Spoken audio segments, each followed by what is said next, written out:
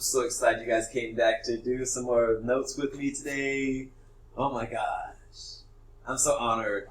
Alright, so we're going to come here. We're starting with this example. And it's not like example 1 or anything. It's just an example. Because we want to talk about finding the common difference. To make sure we know how to do that correctly. Finding the common difference. Or the letter D.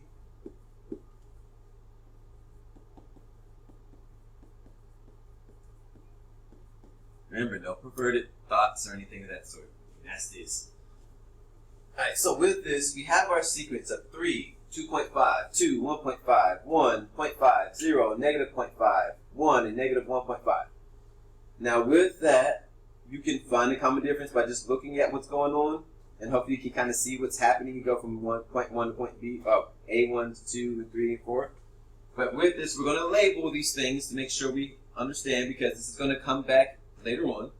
Now I'm going to write my A a certain way so it does not look like a 9, because everybody's like, oh, is that a 9 or is that? What is that? And then also when I write my A, you're going to be like, what world? So just bear with me. That's my A1. That's your first term right there.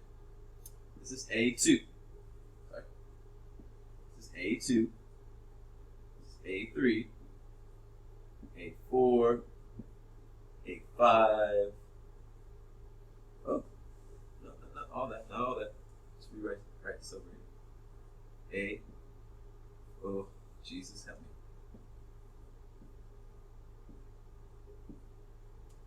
me. So that's A5, and then A6, A7, so on and so forth.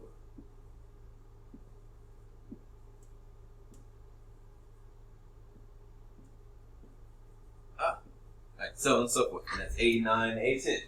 Now, with that, again, we find a common difference. And everybody, hopefully, nobody's confused on which one is which. That's A, that's your A's there.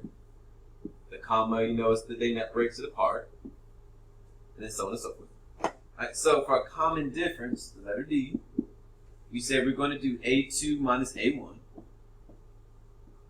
And with it, hopefully you can be able to see, just look at it and tell what it is. But for those that cannot, let's do this really quickly. We'll do 2.5 minus 3, because A2 is 2.5, A1 is 3, and everybody should get negative 1.5. Is that right? Nope. It should be negative 0.5. That's it. Okay. So if we do this again, we should get the same exact answer to make sure that is a common difference. So make sure you do it twice. Don't be lazy on me and say, well, I don't feel like doing it the second time. That's stupid. Okay, but if you do it wrong, that's going to be on you. But do it twice to make sure that you get the exact same answer. With this again, everybody should get the exact same answer there. Negative 0.5. So it means your common difference is negative 0.5. 0.5. There. If they're the exact same numbers right here, common difference is that number. Not hard. Simple, easy. Not bad.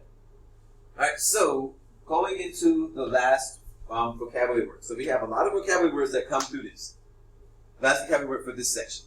So we're talking about recursive formula. And this is used a lot on the final exam. This is used a lot at times. And if you don't know what the recursive formula is, you're going to be messed up. It's going to mess you up. It's going to knock you out. And then you can't do anything. And I don't want you to be knocked out and not know how to do anything. So, recursive formula. And again here, keywords that are in our definition. It is a formula used to determine the next terms of the sequence. And next term is another keyword. So it's a formula used for determining the next term of a sequence using one or more of the previous terms. So next term and previous terms are the important parts here. And also the word formula, because it is a formula, and the word formula is right there in the definition. So make sure you can be able to do that. So recursive formula is a formula used for determining the next term of a sequence using one or more of the previous terms. So if they give you the first 5 terms, and they say, okay, well, find the 10th term. you can use this formula to find it.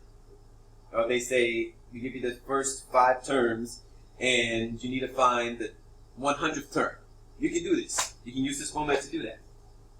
So here is the formula, and if you think about it again, it was on the formula sheet I showed you that was going to be on the final exam. This is that formula that was there. And I'm getting ready to pull the what do you call it? The formula sheet back up in a few minutes so you can see it. It's the exact same formula. So here's the recursive formula, and we use recursive formula to find terms that are far off.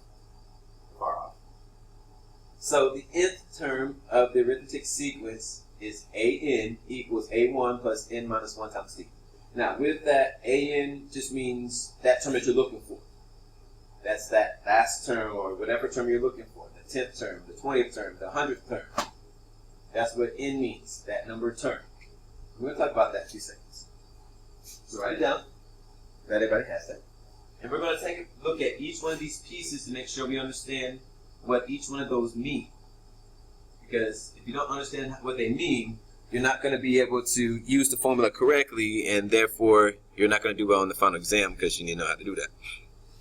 All right, so let's take a look at this. So first off, I'm going to start with A1 there. You right? No, it's not going to be right. So A1. A1 we know is the first term.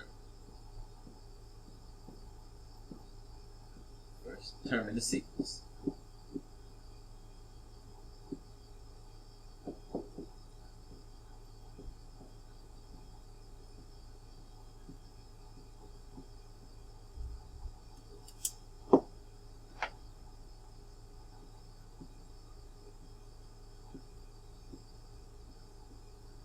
Oh Lord. Oh Lord. So first term in the sequence. A1 is the first term in the sequence. We already know what D is. The letter D. That's your common difference. Sometimes you're going to have to find the common difference. Sometimes they'll give you what the common difference is. Sometimes you have to find it. Sometimes they give it to you. And I showed you how to find the common difference, so it shouldn't be that bad. There's always a number for a common difference. Okay, so that common difference is the D. AN is either the last term of the sequence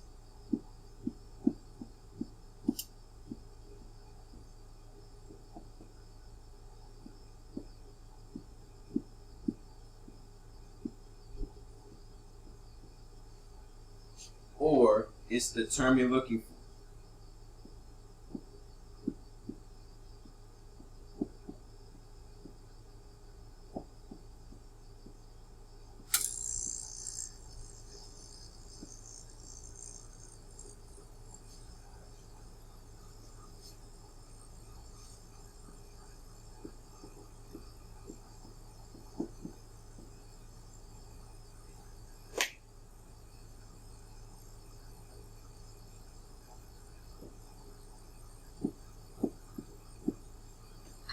Looking for the 20th term, AN would be the 20th, whatever that number is for the 20th term.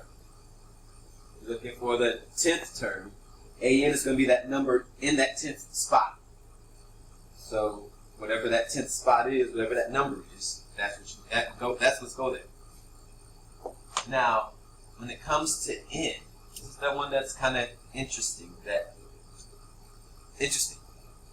Now, this one is the number term you're looking for. AN is the number term you're looking for.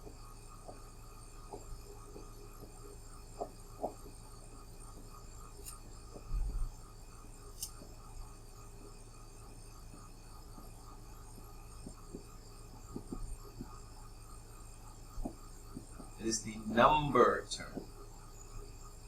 So we're looking for 20th term.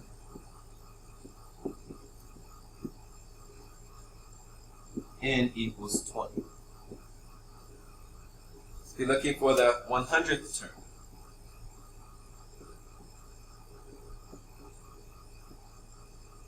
n equals 100.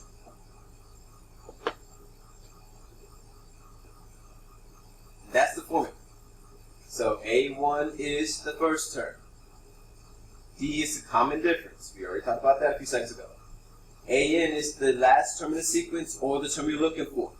So if we're looking for the 20th term, whatever number is the 20th term in that sequence, that's what AN is. N is the number term you're looking for. So if we're looking for the 20th term, N is 20. If we're looking for the 100th term, N is 100. If we're looking for the second term, N is 2. So whatever number term we're looking for, that's what N is.